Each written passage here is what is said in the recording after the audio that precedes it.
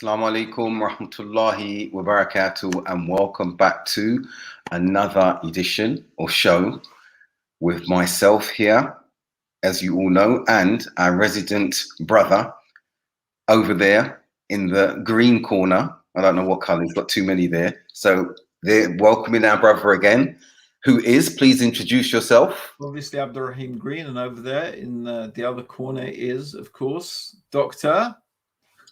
Abdul Haqq Baker, and you Great. have read and you are watching a piece of cake, inshallah. And we have a very interesting topic this week, isn't it, bro? The Lost Absolutely. Boys. Yeah, Lost Absolutely. Boys. What's all this about, bro? Lost Boys.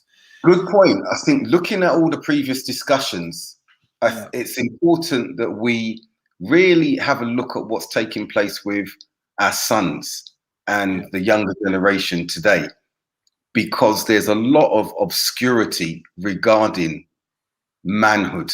There's a lot of obscurity about growing as men. And as some are saying, we spoke about this weeks before when we looked at raising children, but this is a slightly different aspect because we've got many who have not been given the tools or equipped to grow and develop as men. So we really have man babies to an extent, and some don't like that term. And even if we're told we're acting childlike or childish even, many take offense at that. And rightly so, because we need to know what growing into a man or manhood is. But the focus of today is going to be, okay, who are or what constitutes or the characteristics of lost boys?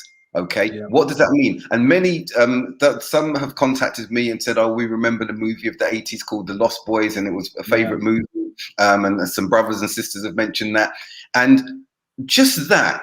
The fact that that movie was a success, I remember it. These boys who were out on the street, they were actually vampires, but they were all good-looking hunks, and according to people's perceptions at the time, blonde-haired, cool, chic, everything like that. And so you have this impression and societal perception that being less than a man, remaining Peter Panish, if you like, is the way to go. And you only have to look at the mess that we have societally, Abdurraheem. So that's what that means to me when I see the Lost Boys. Yeah, I think it is. But I think the thing is that, to be honest, bro, I think lost these days is being normal. And that's what it really is. It's just enough to be normal to be lost, because that's what normality looks like. We live in a world, we live in a society definitely that is in a state of madness, but they don't know it. Psychosis, that's what is really going on.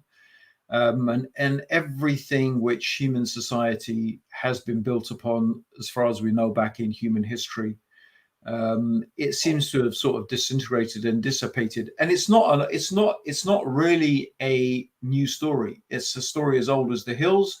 It's a story as old as civilization. You just need to look at Gibbon's The Fall and Rome of the Rise and Fall of the Roman Empire, but every civilization goes through this, bro. It's just the same. It's just the same story repeating itself over and over again. And basically, really, what it comes down to is a breakdown of simple, basic moral principles. It's very interesting. I was reading.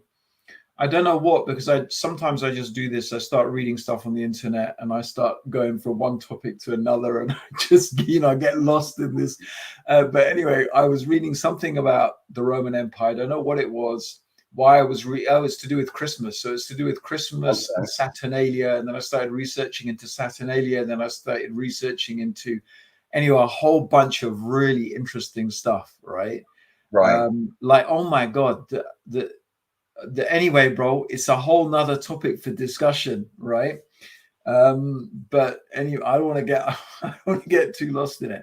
The point is that Saturnalia, or Christmas time in the Roman times. It wasn't Christmas then, obviously it was Saturnalia, but there was also there were other celebrations as well linked to this god Bacchus, which was the god of wine. And basically Bacchus, but the cult of Bacchus was like this underground cult where they had all of these orgies and like really like human sacrifices, and all this stuff was going on in ancient Rome, and it was all underground, but it was like really popular.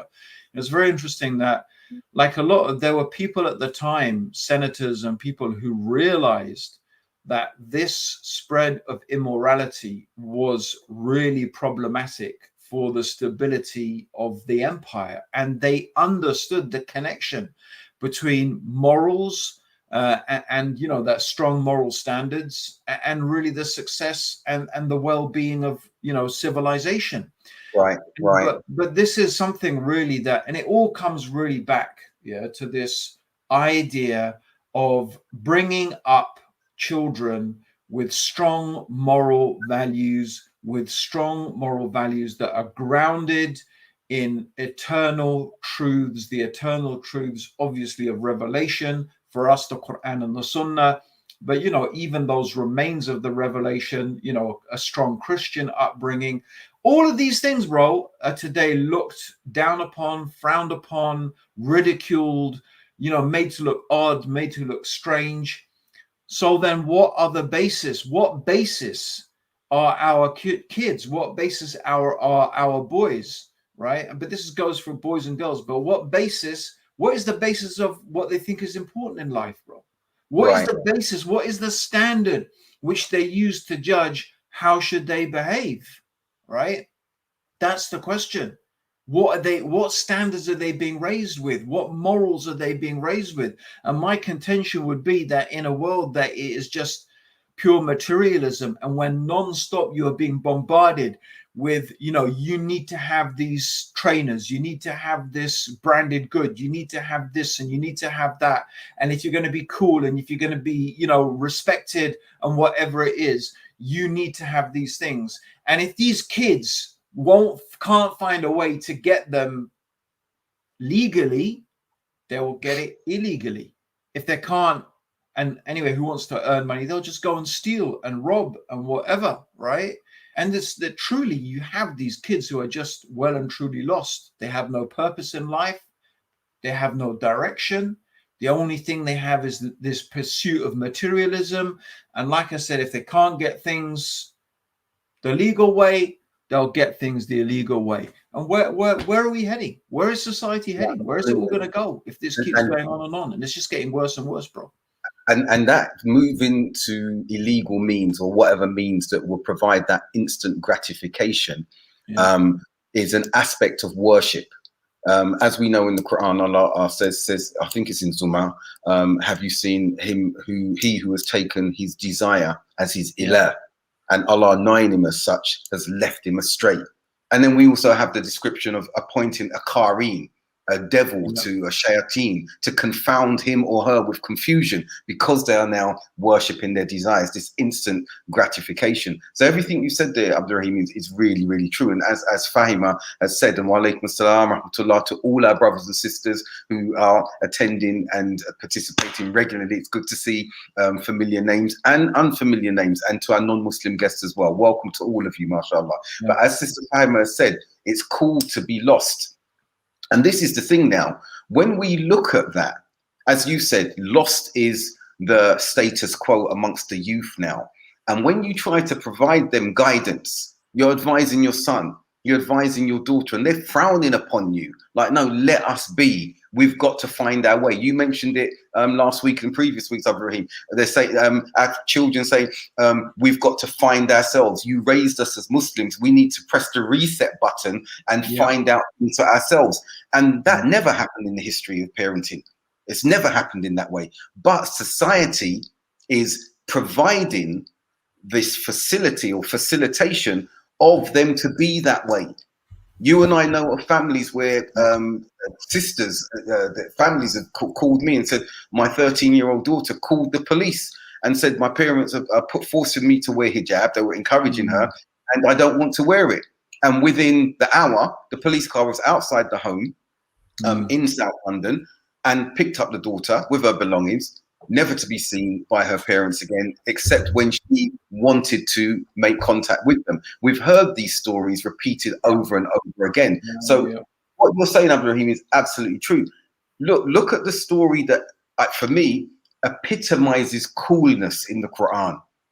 Surah Kahf, the people of the cave who fled, they came together and they said, we don't want this. And they made their way to a cave. They stayed there, relaxed together. That's cool for me, because they were doing that they were young, and they were doing it because they didn't like the decadence and what they were witnessing in the society that was a threat to them as young people. So I'm not saying that we want everyone to flee to a cave and in the spaces, but their premise was the deen. Their premise was worshipping Allah. And while I can't say that we should expect that, we are not of that category of people today. There must be a foundation upon which the youth are nurtured and taught, Abdurraheem. Everything you've said, just repeating in a different way, but that is necessary. So lost boys and even Muslims today, we've got brothers who are praying, sisters who are praying. Yeah. And they're practicing the deen, alhamdulillah, but they want an element of that bad boy, bad girl impression. The way some of the young people come to me, or people who've heard about my past or me and everything, and oh yeah, you know what, we really like how you were and everything like that. So do you? Because I came to the deen. I left what I was doing to come to the deen. I wouldn't go back to being in that way. That doesn't mean you become uncool when we embrace the deen. You can be cool and on the deen. Many are like that, mashallah, tabarakallah. But when you're trying to follow something that is antithetical to your fitra, and you're doing that knowing that society supports that and not your religiosity, this is the challenge that the young boys, young men, young women, young girls are facing today. And today, I think the discussion is around describing that before addressing it, inshallah. Yeah, I mean, it is, bro. And I think the thing is that there's this, certainly in the West, and I think that some of these things that we are discussing and some of these things that we are, we're experiencing as parents and the youth and so on and so forth, I think they actually in many ways are almost particular to the West and what is dominant in the Western world.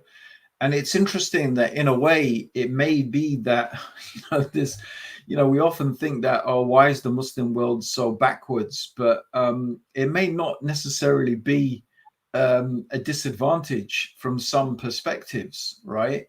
Because when you live in a very, very comfortable, like when I say comfortable, when your life is super comfortable, then, it produces this distortion of reality. And in fact, where's the adventure? Where's the stimulation? Where's the excitement? Like, again, a lot of young people, especially young men, I think young men, they need that. They need that adventure. They need that excitement. They need to be challenged. I think it's really just really important. And you can understand for thousands and thousands of years of human history, that's what young people have done. And like we've discussed it before, how, in many societies, there are these rituals that, a man goes through in order to move from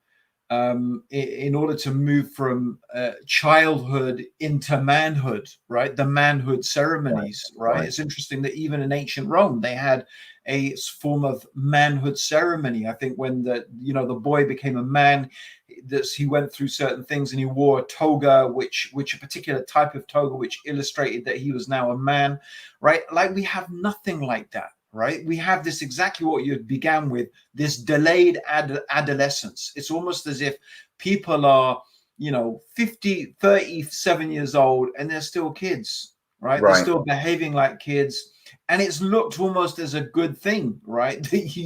Like you like forever young, like exactly what you said, bro. It's like this Peter Pan complex, bro. It's like this, this endless child, and really, bro, some people like literally they're 40 years old, they're still living in their mum's house, they're still playing computer games, they have no solid job, right? Just a bit to earn a bit of cash, not married, can't have a stable relationship. It's basically computer games, movies, porn, shisha, eating out, chilling with friends. This is their life, bro. And this is not just a few people. This is a lot of people. And there's no challenge. There's no challenge. There's nothing to motivate them, nothing to challenge them, right?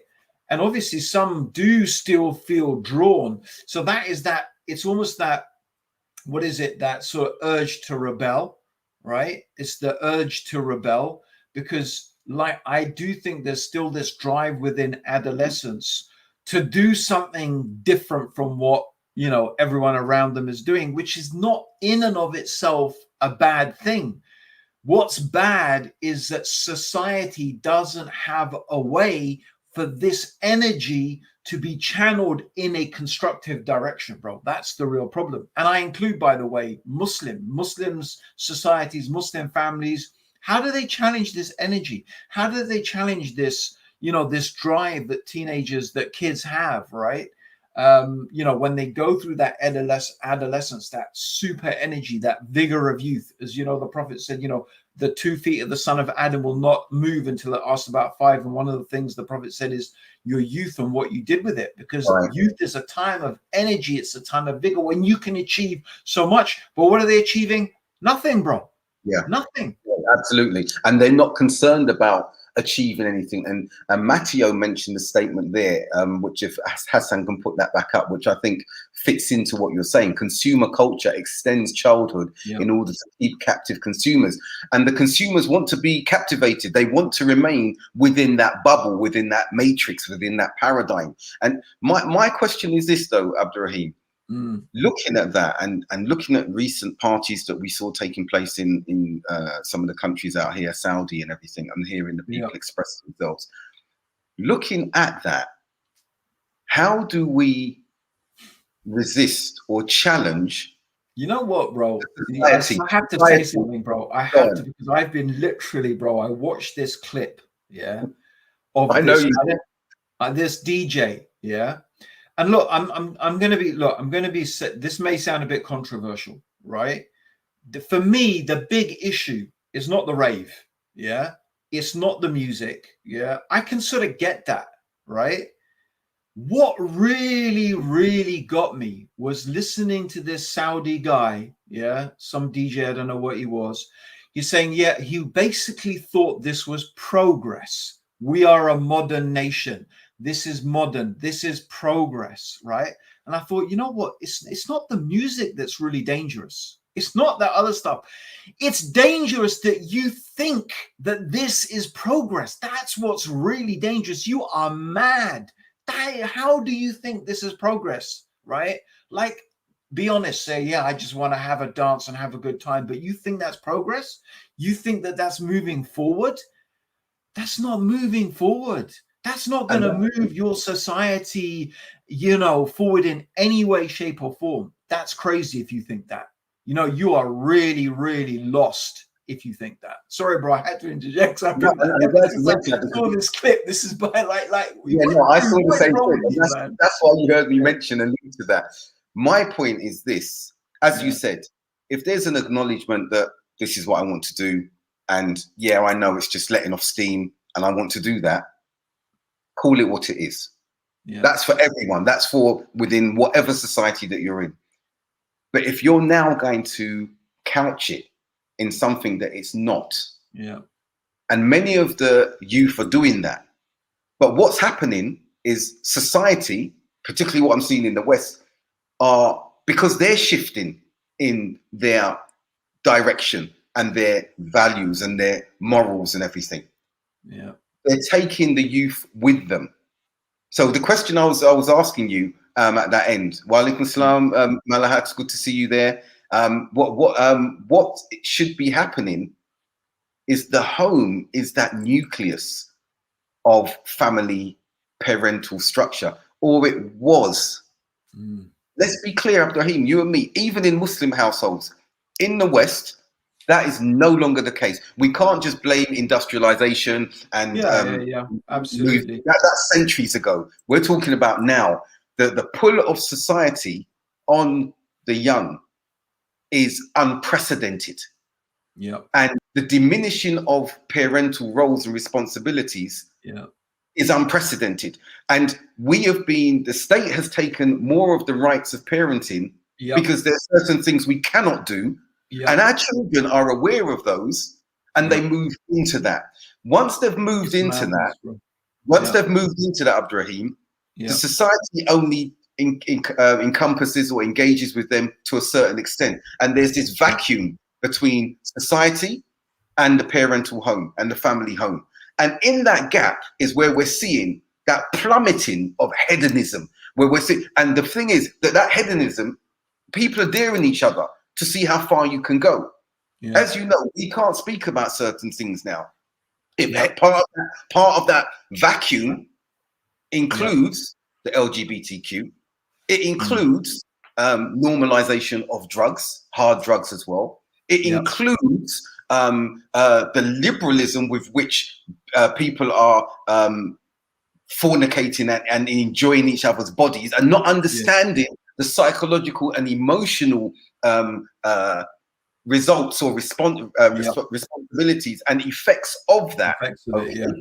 All of that's taking place within that vacuum, and society has willfully left them in there. They've pulled them from the family home, deliberately so, and then they've left them in there because that's a safe place to be for society to control them. They continue to throw things in there. And as Matteo said, you've got willing participants who know nothing else. They know nothing else. What they do know is that morality, structure, targets, challenges, hardship are things they need to stay away from. And that's equated to the values of the home. And this is the thing, bro. Like, I do think that part of the problem, like, part of the, like, it's interesting. So, for example, one of the things that I did, and I wouldn't say, at least with, anyway, one of the things that, and I didn't do this consciously, I have to say, it's sort of like it sort of just happened this way. So, one of the things I did is two of my kids, they started racing mountain bikes downhill, which is quite a sort of extreme, crazy thing. Very challenging, very athletic. And it was very interesting, bro, having a conversation with many of the parents, because, like, the kids obviously couldn't do this without huge support. And it was a big financial drain. It was a huge drain on my time, on my energy, right? But it was so interesting talking to, like, all non-Muslim. There was no Muslims. We were the only Muslim people there, right? And generally very white as well. But like, it was so interesting talking to the parents, and the thing that I heard again and again and again from mostly the dads, because it was mostly the dads taking their kids, and this is boys, the dads of boys and girls, both boys and girls racing, was that we would much rather our kids were doing this than taking drugs, getting into trouble, committing violence, right? They understood that for them, this was something that they were giving their kids that was keeping them away from, and it was giving them direction. And to be honest, the kids will put everything into it, blood, sweat, and tears. It's really challenging. Like, you have to train, you have to diet, you have to build your skill. It's like, this is something like, put your energy into something like that. And it was so interesting, bro, having this conversation with so many parents, and they would say the same thing over and over and over again. And like, not every, it didn't always work, and sometimes it didn't matter. Like, you put all of this energy in, that even then the kids went off and did what they, like, so many, we heard about so many like guys who were really good, but then they got into cars and girls and drugs and drink, and that was it. They were gone, but I'm just saying, bro, it was this common theme amongst parents as to why they were putting so much into this particular thing. And I'm sure this is true, not just of mountain biking, of, hundreds of different sports and activities and things that parents get their kids to do. Very important, bro. And I do think the amount of kids, mashallah, kept away from trouble because of things like that are many. No, mashallah. And to support what you're saying, I'm going to bring some personal examples here in that instance as well. For me, for example, as I said, I've just moved home again and everything, and I'm still waiting for some of my stuff to come from abroad. But what I realized in taking my sons, because my daughter's a UK Jeddah, as you know, I was taking them to sport activities, football, academy, basketball. And I was traveling with them, and I found that I could discuss things with them, really trying to show them why not only the activity, but the time we were spending was important. When I was in Jeddah, when I'd go to the mosque, I'd take them with me to speak and communicate and hear them. Some would speak to me privately if we were alone and everything like that. But then what I saw as well, which my wife and I were talking about today, is some of the furniture that we bought. We got the children involved in assembling and everything like that. And some of the stuff that they bought for themselves, we did make sure it wasn't too expensive. They could assemble. And they made mistakes in the assembly of these things. But then I wanted to see a learning process come through. But it's like, oh, no, we fixed it. I said, but would you buy something like that? Or if it was given to you like that, would you accept it? And it's like, no. I said, so why are you comfortable with that? And they didn't get it. And I said to them, look, there's a thing about instruction. There's a thing about obedience. They have their place until you grow older, and you will have those following instructions, obeying you, understanding the basic order in which to learn. And then I said to my younger son today, my youngest one, I said to him, you need to learn. And he just stopped. He said, what? I need to learn to learn? How do you do that? I said, because you don't listen. What you do is you're already processing in your mind what you want to say, and you're hearing noise just so you can say what you need to say, because you want instant gratification. You want the problem to go away if there is a problem. And it made me think, if children are growing like that, and our children have got parents present, how can they not go into an abyss of darkness?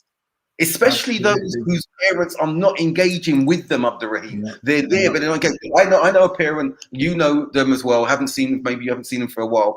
But I remember they moved back to the UK, and they said one thing to me, and I had to pause. I had to think, whoa, okay, how do I deal with this? And he said, I don't care about my son, who's a young man now, being on social media till the cows come home, as long as he's indoors and he's safe from the gang violence and everything outside. And I was like, whoa, that's a very interesting point, because I've seen the destruction and addiction of gadgets and how. Bro, why is it? Why? It's just laziness, bro.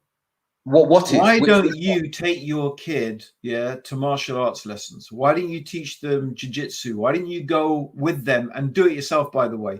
You know, I'm not saying this to boast, but, you know, like I here where I live, I've done all of my kids except one daughter, because she went to university before. They're all black belts. Some of them are third dan black belts in freestyle martial arts. I myself got my black belt like a few months ago. I never imagined I would have got a black belt. And I only did it because I went along to the classes with the kids, right? You know, like, because you got to talk the talk. You can't just, you know, like say, yeah, you go, and why not? I'm going to take them. I might as well join in, right?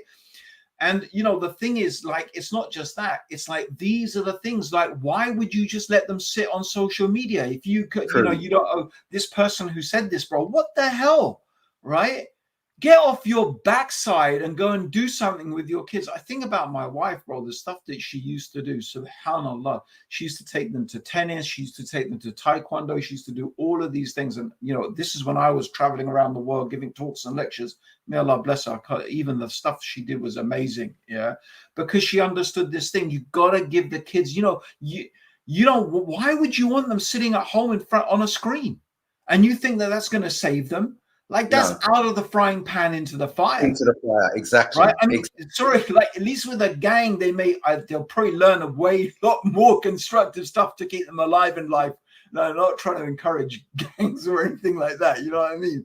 But sitting on a computer, social media? Yeah, no, that's a good point. You know, Abdurraheem, I didn't ask him, because that's a good question. I didn't ask him. I was thinking, now I'm thinking, yeah, I should have asked him, well, what are you doing with your kids? but I didn't ask them that. So it can't be, it's either this or it's either that. We've got to be the ones, if we have that engagement with our children, to help them negotiate through these challenges. So, for example, look, Abdurraheem, you said you did martial arts. Good on you, martial arts. But next time we're in Brixton, you can stroll with me down the darkest parts and everything. Yeah, we'll do that together because you know South London quite well. Now you're a black belt. But what I'd say also, what I did as well, I thought when I was in Saudi, I saw there weren't many activities for the children. So some brothers and I, we started our own football academy. We had started a league, different league. All of this we did, taking my children every weekend. I was exhausted by Abdurraheem because come back from work, I'm working 6-7 days a week. But I saw what it was doing with regards to their benefit, their psychological, emotional, and physical benefit. And it's a time when you can engage with them. Because Abdurraheem, what some of us did in the early days when we had children and this idealism, we sat down, all we'd do with them was teach them about deen according to our understandings. And remember, according to the formative stages that I discussed, we were at that very idealistic, shadeed stage. Okay. And when you look at the results of those parents who've continued with that, their children are not on the deen. And there's psychological issues there. That's a problem when you're it's very interesting, bro, like that you said that, because in my house, like I have only probably once or twice sat down with my kids and taught them Islam in a formal way. Obviously we talk about Islam and the deen the whole time, but it's not like we talk about it in the sense that we're giving them a talk. It's just part of how we live our life, right? So they actually know a lot of stuff, but they know it from the way we live. I literally have only sat down with them, like I do this retreat for new Muslims, part of what we do in era. And so I've invited my family's come along and the kids have attended that. And because I haven't had a chance with my youngest lot, I sat down.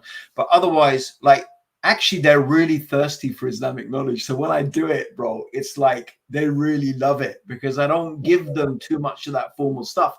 And that's, again, it's a sort of reverse psychology, bro. You understand? It's like if you're just forcing it down them the whole time, it's like, oh, man, when is he going to shut up? But if you just like whatever, it's like, well, when tell me something, Dad, tell me something, and then when you sit down with them, they're like really like it. And again, it's all about understanding this balance and understanding, kids and how their minds work, and being able to, relate to them and understand. It's not that difficult, right? And doing it because you were a kid once, right?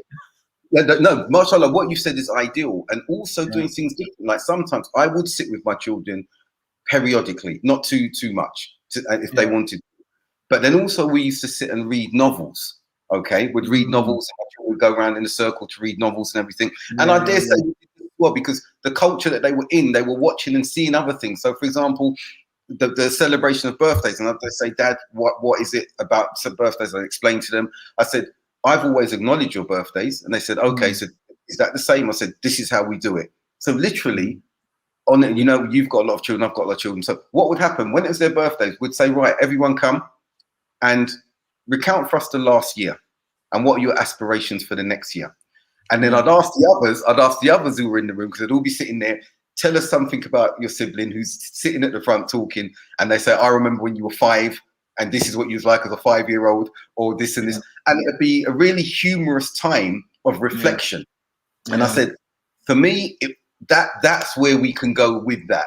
So don't get me wrong, I'm not saying that's the right way or the wrong way, whatever. No, it's really nice. I'll share with you an anecdote as well. My wife was telling me that she's having a chat with one of my daughters, and my daughter was saying, oh, I think I'm going to go with my friends. Like, if it's my birthday, I'm going to have a dinner and this and that. So my wife said, to her, the Prophet Muhammad, he would fast every Monday. Do you know why? It's like, no. Well, it was his birthday, right? But the Prophet would fast to thank Allah for his birthday, and every Monday, like every week. And what are you doing? And it's like my daughter went all quiet at that stage. It was like, penny drop moment. And it was good because it's like, we're not like I guess the thing is that there's some things we're a little bit chilled about, and we don't, you got to choose your battles, bro. That's the point. You've got to choose your battles. But not only battles, Abdurraheem, sometimes we only have two evils and you've got to choose the lesser of the two. We're seeing that increasingly in the West. And when some brothers and I have discussed and they've said, I don't do this, I don't do that, I do that. And I said, well, okay, and what's the result? This. And I said, well, okay, have you considered that sometimes you have two evils and you should choose the lesser of the one so that they don't move towards that evil? Sometimes we only have that choice. So what you're saying, so for me, this is the thing now, talking about the lost boys, the lost girls, if you want, in this example, they don't choose the lesser of the two evils. And if there's a good and there's an evil, they incline towards the evil because society has told them this is okay. You know, society. And when they get older, as you know, we lose our influence on them. And parents shouldn't want to be controlling their children. And we do have to understand there are changes taking place in them as they're growing and they're going to find out things their way and everything like that. But it's not a blank slate. It's not as though they haven't been raised upon some particular guidance, values, and nurturing hasn't taken place. And this is the problem now, because we see that sometimes you look at your children like, I don't recognize you. This is what has been underlying all the time that you've been growing? I don't recognize you, because society allowed them to have a duplicity of lives. Okay. Outside of the home, if they're within your home, they can do whatever they want. We don't know what they're being exposed to on social media. Let's not kid ourselves. We can't police our children on social media. We can't be like some parents want to be there dropping their children right up until they're 18, 19, 20, waiting outside college, university and everything like that. That's not going to keep them from moving in the direction that they're being pulled towards and the peer pressure and everything like that. But what we need to look at, Abdurraheem, and this is the thing I want to ask you as I started out, how do we counter the societal drive to immerse our children into whatever culture is prevalent in society? How do we counter that?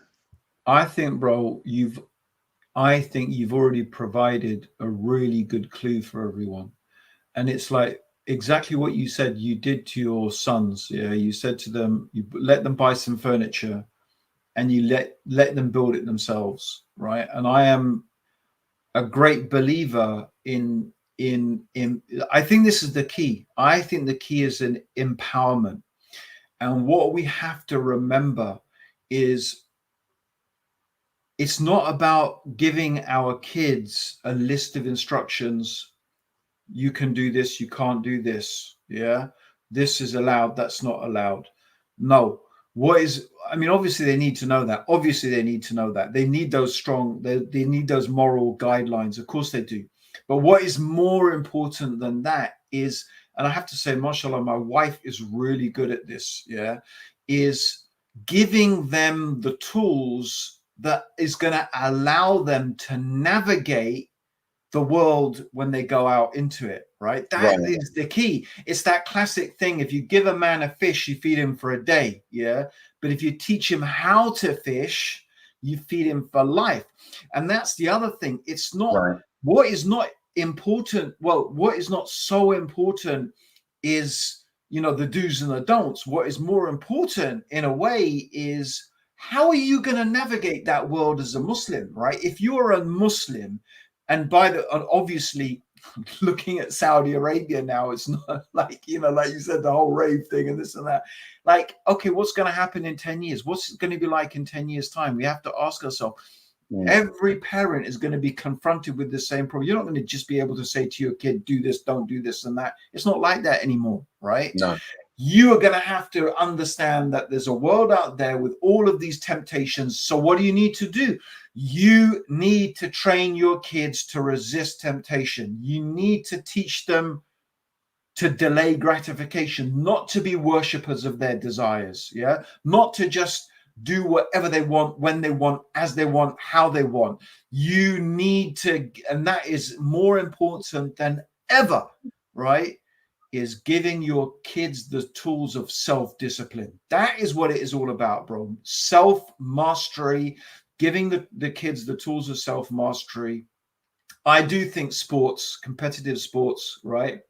Absolutely. Some more than others, Absolutely. really help with that. Again, like, I'm not trying to, push a particular sport, but I think in the case of a sport that is, and like, okay, football is great because it's, in a sense, like, you learn to work as a team, and that's very important, no doubt, right? Working as a team is a key part of where we want to be in the future. But you also need something that is really focused about you as an individual, where you need to learn to be very disciplined. It doesn't need to be a sport, but something where those kids are going to learn that element of self-discipline, of delayed gratification, that, yeah, in order to achieve something greater, I know I have to give up something I want right now, but it's going to be worth it, because on what I'm going to get at the end is going to be worth it. And it could just be little things you do with your kids. I don't know. Like, don't give them all those cakes and chocolates and everything they want. Make them work for it. Like, I have never given my kids pocket money, bro, right? Maybe it's because I'm a stingy. Maybe it's because I'm super stingy or whatever, right? But for me, it's like, no, if you want money, you work for it. You earn it. You whatever, right? You do something to get that. I'm just not just going to give you what you want. And they almost never get anything what they want just when they ask for it. Yeah. It's like they're going to need to prove in some way, shape, or form that they are worthy of getting that thing, right? And I think it's those type of things that are very, very important, bro. Otherwise, we're gonna have lost boys and girls. I agree. No, you're right. And there's two points came up from our colleagues who are with us today. Matteo asked for a rephrasing of the question. If Hassan can put that up, I think, can we, as he said, repeat? I hope you mean rephrase, Matteo.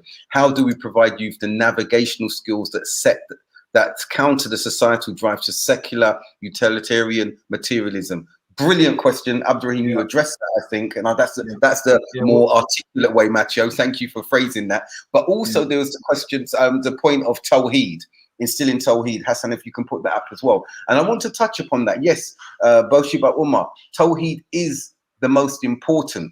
Okay, but one thing we've got to be careful of in looking at this is not in it being taught in a rigid, monotone that we saw when we became Muslims. And it is very important. It's vitally important. It's the heart that beats within the body, pumping the blood through our veins and arteries and everything. But when it's taught in a way where and I like using this term, Abdurraheem, when it's taught in a way that's theoretical and abstract and it's not actualized, okay? It doesn't have the same effect. It becomes an academic exercise. And if you ask someone, okay, memorize the 99 plus 1 names of Allah, they do it. How do you actualize that? How do you become cognizant of these aspects of Tawheed? And what I've seen is not many are teaching it like that. As I've said, the series by Sheikh Tahir Wyatt, they were astonishing classes. It's the first time I've heard one of our brothers from the West teach it in a way that I'm not saying it's dead, but you can literally actualize it immediately in aspects of your life, not just worship, not just in worship. So I recommend, I'd say to everyone there, if Sheikh Tahir Wyatt, if you look on YouTube, Wyatt's Wisdom, and you see the number of lessons, he's the first African-American to teach in the Prophet ﷺ's masjid. He's a PhD, studied 20 years in Medina. I love him for Allah's sake. His knowledge is profound, but him teaching to the community at a level and in a way that when you walk out every day, when you're in prayer, when you're saying Allahu Akbar, and you think about what that means, when you're seeing that he is Ar-Rahman and you're looking at the world and the rahmah that he's extended and what that means. When we talk about Tawheed, we can't just say it. It's become a catchphrase. And I'm not saying, my brother, that you're saying that, but I've heard too many people say Tawheed. And then what we see is Kitab al-Tawheed is taught every year for 20 years, and you don't see the effect of it on the person in their lives. Yeah. That's very profound, bro. And what you said is this practical, and that's why I don't really have much to like formal lessons in my house, because for me, it's like, no, you live Islam practically every single minute of the day. It's not something you just, I mean, like, of course there is scope for formal lessons. Of course there is. Yeah. Right. But, you know, maybe I think maybe that's not really my primary job as a parent. You know, as a Muslim parent, what I need to do is they need to see how practically you can imbibe Tawheed is imbibed into their life on Right. an everyday scale. And that's what your job is to do, right? Absolutely.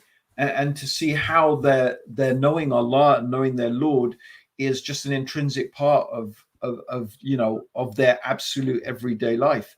And, you know, someone was saying, I think referring to what I was saying previously about being, you know, too hard, and, you know, no, how is, you know, anyway, I feel a bit exasperated, you know, that someone thinks that giving a kid everything they want when they want it, as they want it, is somehow being hard on them. You know, you are literally, you might as well just build a fire and chuck your kid in it right now if you think that's how you're going to raise kids. Yeah. It's not love. That is not love. Yeah, that is abuse. You're abusing your position. You're abusing, you know, that's not love. Giving someone everything they want is not love. It's not kindness. It's not compassion. And by the way, a time will come when your kids will realize that. They will realize, right? They'll just consider it weakness, because that's all it is. It's just weakness. It's an inability to really understand what is important and what is really good for your kid. I can't understand these parents who just give their kids endless crisps and chocolates, and they have these flipping fat roly-poly kids, and they're only fat because those parents let them eat all this crap that they feed them. How is that? What is that? You think that's love? That's being good to a kid? That's being kind to a kid? It's disgusting. It's disgusting. And I think Shama's it's disgusting that parents do that to their children. I'm sorry, it's gross. But Abdurraheem, you touched upon it. But you've touched upon it, and one of the reasons some parents do this, subconsciously, deliberately. My parents don't. My kids don't think I'm hard on them at all. No, I'm not saying that. If the person's saying that, honestly, I believe they do not. My kids love me to bits. I love them to bits. I don't think they look at me as being unfair, or in fact, the one who's the tough one is considered to be the tough one in the house is my wife. So maybe I'm I'm soft. That point though is a good point, because parents, they overcompensate because they want.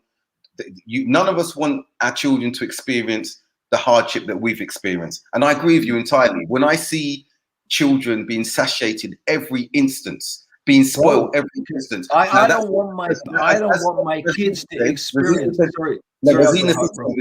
I'll let you come in. Rosina said a point, and I like how she phrased it. Please put that, Hassan, about amputating our children. Okay, by not developing a sense of independence, responsibility, resilience in the kids. So that's point on with what you're saying, Abdurraheem, and I agree with you, bro. And overcompensating and making the excuse, I want to give my children everything, then they become monsters. Yeah, absolutely. Narcissistic monsters, bro. Pure narcissistic, you know, desire following monsters. But you know, you said something, bro, that sparked now, but now I've forgotten what it was, because you sparked me up with something. When you remember, let me know. But yeah, Aisha's mentioning there something you said, and it was like, oh my god, I had to say something, but I forgot now. If it comes back, let me know. This interjects, inshallah. But yeah, the overcompensation, we've got to make sure and stop. Oh yeah, I remember now. I remember what it was. Yeah, I'm almost the opposite, bro. Right? In a sense that I'm almost the opposite, because it's like so what you were saying is that you don't want your kids to go through the hardship that you went through. But in fact, in a sense, the hardship that I went through was probably because my parents were almost too chilled with me, right? And they were almost too relaxed with me, and they maybe spoiled me, although they didn't really spoil me. But from my point of view, although I've had very, very little criticism of my parents' parenting, I think they were really, really good parents. And I mean that seriously. I think they did a great job. But I think if there was one weakness, it's probably they were too generous and too nice to me, right? And that's, so I mean, like, you know, my dad was very generous. He gave me a really good, nice allowance. I don't personally, if there was a mistake, I think that was his mistake, right? I think it's more important for kids to go through some type of hardship and go through some type of difficulty. I suppose I did, because I went to a private school and that was pretty horrific. Yeah. And I had to cope with a lot of stuff that I didn't, my parents weren't around. Yeah. So I wouldn't want to put my kids through that. But yeah, the whole thing of like, no, like it goes back to what I was saying. My kids don't get stuff readily, materialistic things readily from me, not that easily. Yeah. They have to sort of work for it. They have to think it through. So like, yeah, I think almost in a sense, you're right. You're right in what you're saying, but I sort of take it almost in the opposite direction, if you know what I mean. What's interesting though, what you said is interesting, because you said about private school, and I'm glad that you said that, because for many, they may be saying, what do you mean it was a hardship going to private school? It's horrific. It was to private school. Yeah. This is it was a boarding school. I was taken away at 9 years old, 10 years old. I was taken. I spent most of my life away from my parents. It's sleeping in a dormitory, with other kids, no parents around, no mum and dad to go back to at the end of the day. That's it. You're on your own at the age of 10. Yeah. That's why it's important. Abdurraheem, that's why it's important, because the perception, as you know, of private education, boarding school, rich kids, white privilege.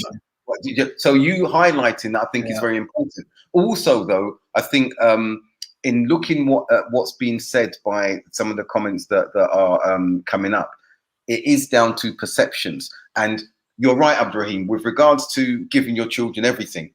But when you've had or faced affluence, relative affluence, when you were younger, and through the split, the divorce, and the separation of family, you're plunged into a poverty that you never imagined you would see. So when you see some of the people, and we're talking 70s, 80s, it doesn't matter what era you're living in, you're seeing people not knowing if they're going to eat at the end of the day. Seeing the mother, because many of the children are being raised by the mother, as Nilofa has said, the single parenting.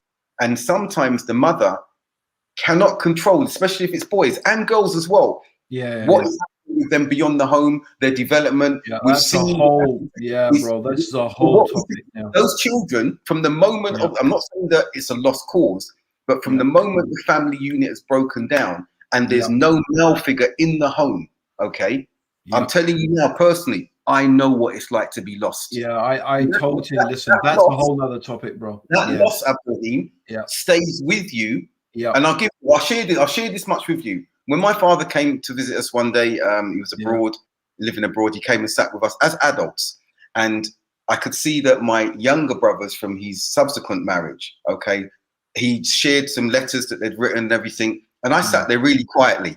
And it was really, they're praising him, extolling his praises, everything like this. And then so I thought, I'm going to write to him. And I wrote a letter to him. And when he visited, I saw he was silent, and he was quite shocked, because I wrote in that letter, I contrasted it with my brothers who were secure. And I said, my life, Dad, and we're talking about lost boys, my life has been like a ship in the middle of the ocean, in the darkness of night, the middle of the night. You cannot see the horizon. You cannot see the horizon of any country. You cannot see any land. You cannot see anything. You're just in this ship. You've got no anchor to stop the ship. You've got no direction that you're actually going in. You're just in this ship with black waves around you. Nothing, not even to see the moon at night.